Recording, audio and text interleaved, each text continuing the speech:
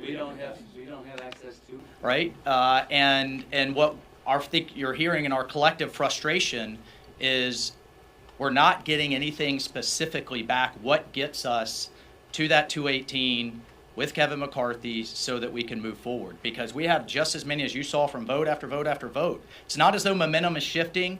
Each side's digging their trenches deeper, and I think that's a disservice to those men and women that are overseas depending on us and to the people who elected us. Every unit, and it's particularly in Paktika province where Specialist Full was located. These gentlemen, the question I can't get anyone to ask that was involved with this, and I've talked to a number, is why did the Taliban pick those 5? Out of all of the spectrum of folks they could have chosen out of Guantanamo, why did we give them essentially their top 5 draft picks? We went out to OP-MES.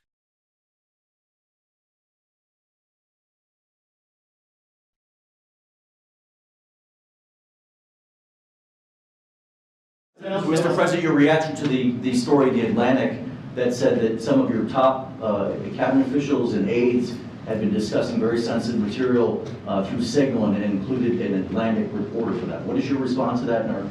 I don't know anything about it. I'm not a big fan of The Atlantic. To me, it's a magazine that's going out of business. I think it's not much of a magazine, but I know nothing about it. You're saying that they had what?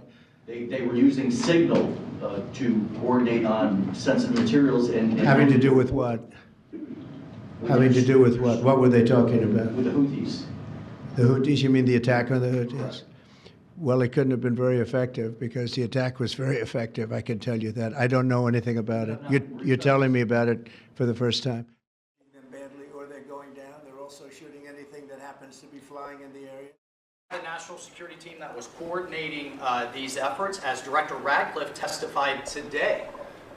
His first day on the job, he was introduced to this app on his government systems at the CIA and at the State Department and otherwise. So, look, this journalist, Mr. President, wants the world talking about more hoaxes and this kind of nonsense rather than the freedom that you're enabling. And a key part of our sovereignty is open sea lanes and knocking the crap out of terrorists, which is exactly what your team and Pete Hegseth, a good friend and fellow veteran, is leading the charge.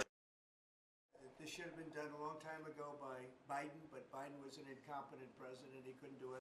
Well, yeah, Mike Waltz, I guess he said he claimed responsibility, I would imagine. Had nothing to do with anyone else. It was Mike, I guess. I don't know. I was told it was Mike. But again, the attacks were unbelievably successful, and that's ultimately what you should be talking about, I think. No, Mike did. He took responsibility for it.